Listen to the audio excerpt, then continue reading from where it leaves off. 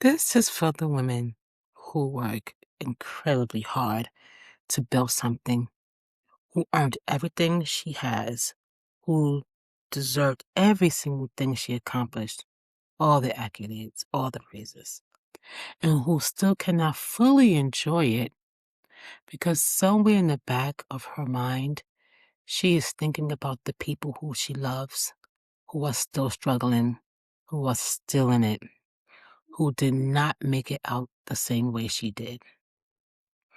Can we talk about success guilt today? I think this is one that's sitting on a lot of women's heavier than they are willing to admit.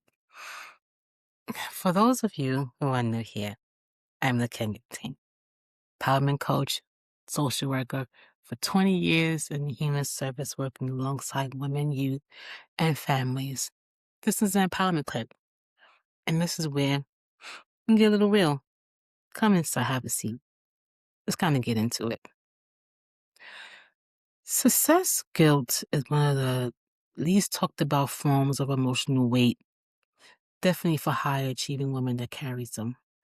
Because from the outside, it makes no sense. You work for that, you work for this, earned that, you sacrifice for this or that.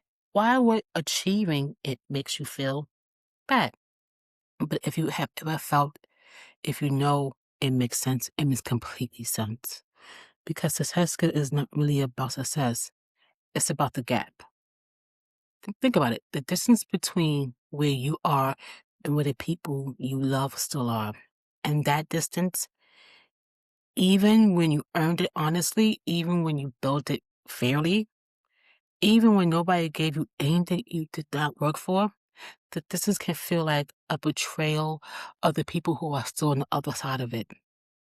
Can you identify with this, son?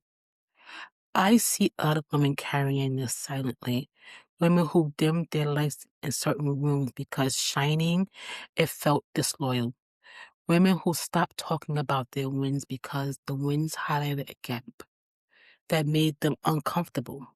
Women who gave money and time and energy back into situations that had already grown past because the guilt of growing past them was too heavy to carry otherwise. And I want to say something about that directly because I think it really certainly matters. Giving back is amazingly beautiful. Staying connected to where you carry and when you come from is meaningful. Using what you have to build to help people in your communities, societies, countries, you, your love is one of the most generous things a human can do. But there's a difference between giving from abundance from your heart and giving from guilt. A lot of women who think they are doing the first one is actually doing the second. And giving from guilt is not generosity.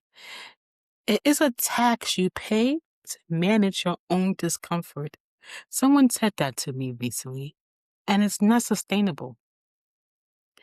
And it does not actually help anyone because not in the lasting way that giving from genuine abundance does. Let me tell you where success guilt usually comes from, because understanding the root of it is the only way to actually address it.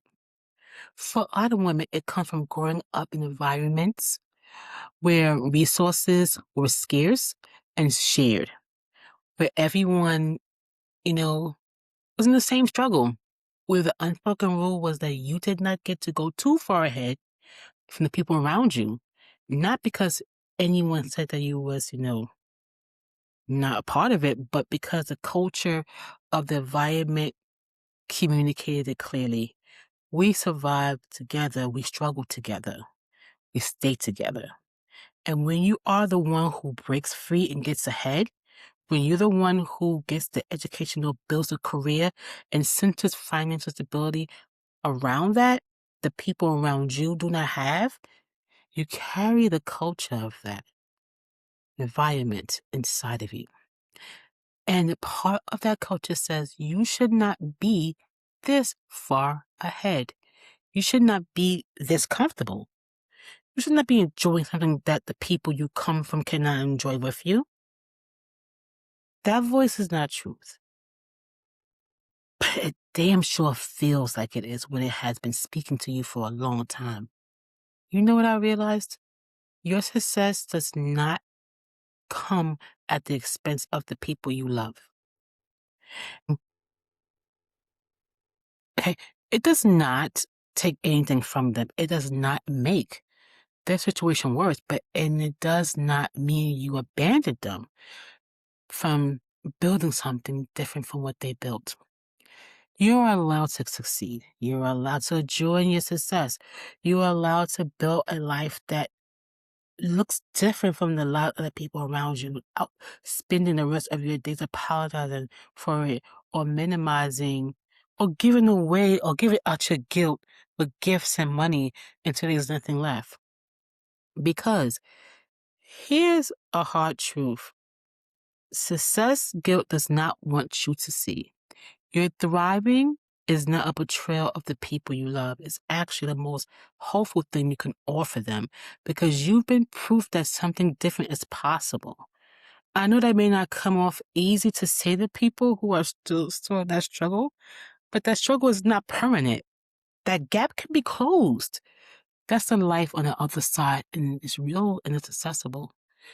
That is a gift, not a betrayal. You cannot pour from an empty vessel. I cannot say that enough. You cannot help someone from a place of depletion.